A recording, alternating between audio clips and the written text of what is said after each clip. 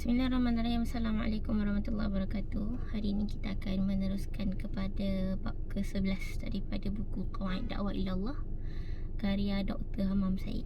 Okey, bab ke-11 bertajuk Dakwah adalah seni kepimpinan, perancangan kan.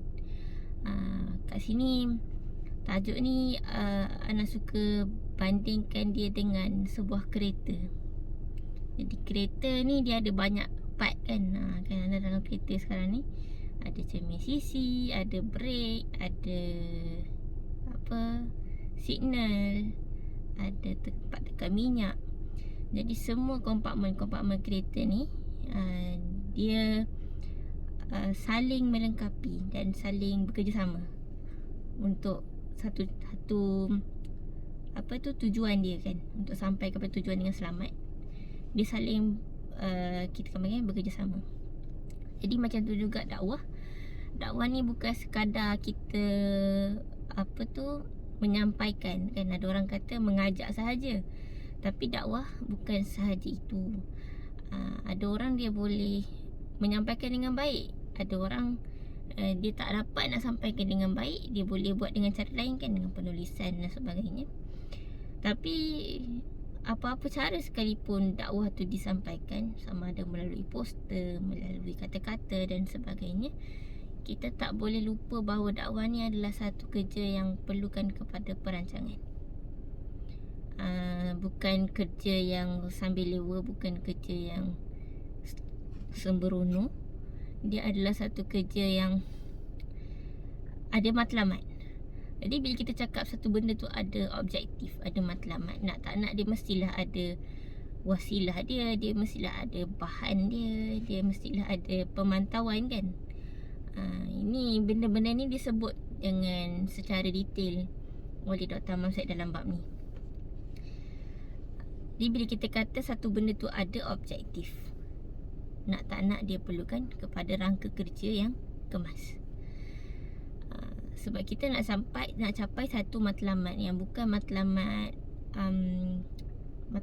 yang sementara, temporary, tapi matlamat yang jauh kan, matlamat yang terkehadapan, yang futuristik. So perlulah melalui sistem dia. Jadi dekat sini bila kita kata dia adalah satu seni, nak tak nak dia perlukan kepada ilmu, dan dia perlukan kepada satu kita panggil kaedah-kaedah yang kita tengah belajar ni. Semuanya merangkumi di bawah tajuk ni lah sebenarnya. Apa pun yang Dr. Hammam Said cuba sampaikan dalam bab ni adalah dia nak bawa kita kepada tidak hanya memfokuskan dakwah tu kepada menyampaikan sahaja, mengajak sahaja, tapi lebih daripada itu perlu kepada satu perancangan yang strategik. Macam syarikat mana-mana pun dia ada perancangan kan, nak capai apa. Macam tu juga dakwah, kita nak capai apa, kita kena list down. Bukan lalu sahaja, tapi last sekali bila tengok tak ada hasil pun, ataupun hasil dia tak memuaskan. Jadi apa yang dikatakan oleh Dr. Hammam Said dalam bab ni, antaranya adalah seperti yang kita dah sebut, dakwah perlu ada matlamat. Dan bila ada matlamat, dia kena ada wasilah-wasilah dia. Dan bila dia ada wasilah, dia kena ada alat dia, bahan dia, ataupun takungan insan-insan, kadir-kadir yang cukup. Oksigen dakwah lah kita panggilkan. Kalau baca buku Da'i Disruptor tu, kadir-kadir dakwah ni lah oksigen dakwah. Kalau tak cukup tu, tak berjalan lah dakwah tu. Dan seterusnya adalah kena ada pemantauan, follow up. Sebab kata Dr. Hammam Said, dakwah yang perancangan yang kuat tanpa pemantauan akan gagal. Tapi perancangan yang lemah, tapi kalau ada pemantauan yang berkala, akan berjaya. Kan macam kita kat sekolah lah kan, kalau tak ada exam tu kan pemantauan. kita tak ada nak tahu student mana yang terkebelakang, student mana yang tak faham-faham lagi, ataupun student mana yang dah boleh ke next level. Macam tu juga kita yang memerlukan pemantauan dalam dakwah. Seterusnya Dr. Amam Said kata bila menyebut tentang matlamat, kita kena ada dua jenis matlamat. Satu matlamat besar, satu lagi matlamat kecil. Matlamat besar ni matlamat yang merangkumi semua orang, merangkumi batas yang jauh. Tapi kalau matlamat kecil ni yang berfokus kepada masa tertentu, pada orang tertentu, pada kepentingan tertentu. Jadi dalam dakwah, kita sepatutnya mendahulukan objektif yang besar sebelum objektif-objektif yang kecil. Kita perlu dalam apa-apa projek ataupun apa-apa program, matlamat yang utama ni patut dijadikan kayu ukur yang tertinggi sebelum matlamat-matlamat yang kecil. Dan ada juga matlamat yang bersifat menyeluruh, perlu didahulukan sebelum matlamat-matlamat yang bersifat juz'i, yang kecil-kecil. Dan matlamat-matlamat yang bersifat jangka panjang perlu didahulukan, perlu disampaikan hajatnya sebelum matlamat-matlamat yang bersifat jangka pendek. Jadi ini semua antara banyak lagi jenis-jenis matlamat. Yang mana yang lebih memenuhi objektif matlamat yang besar tu perlu kita dahulukan sebelum matlamat-matlamat yang kecil. Jadi perancangan yang kita buat adalah gambaran kepada teori kita. Jadi bila kita dapat melaksanakan teori-teori perancangan kita dalam dakwah, bermaksud teori kita tu kita dah set up dengan baik. Okey. Jadi kalau kita buat cacah merebah, jadi itu bermaksud teori kita sendiri ada masalah.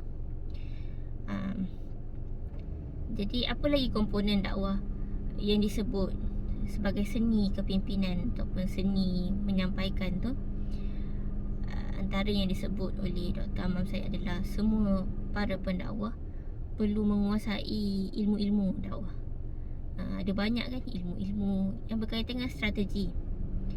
Apa-apa pun, seperti sekarang ni kita kena kuasai banyak ilmu, seperti ilmu teknologi, ilmu multimedia dan sebagainya, ilmu marketing kalau ada kaitan dengan dakwah, ataupun ilmu politik dan sebagainya yang mana sesuai dengan matlamat besar dakwah kita. Matlamat besar kita apa? Mencari redha Allah kan.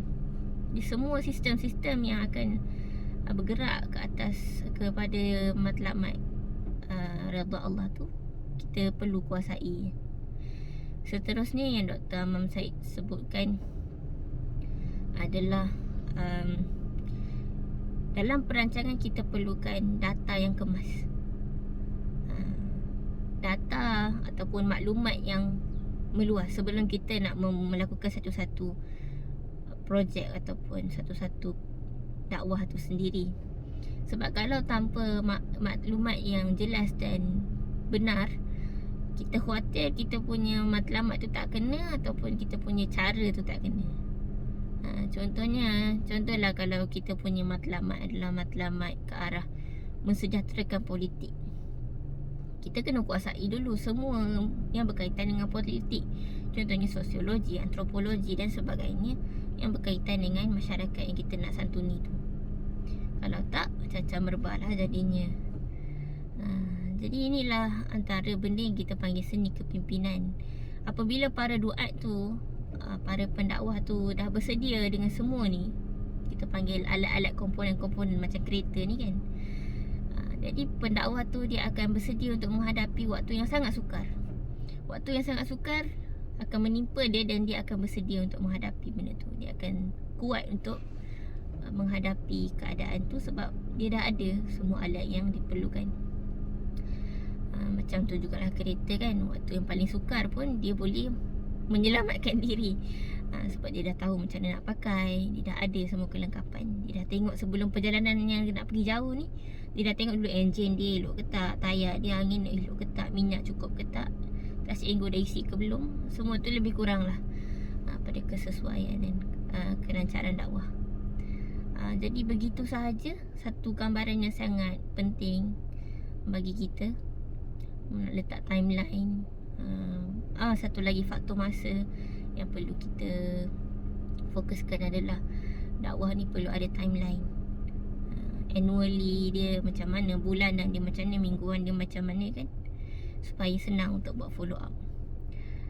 Timeline ni Ana pernah belajar daripada kawan Ana lah. Dia ajar macam mana nak buat timeline, buat garis, lepas tu gariskan apa nak capai pada waktu ni, apa nak capai pada waktu ni, supaya kalau tak capai kita boleh kembali semak balik, reflect balik kenapa tak capai.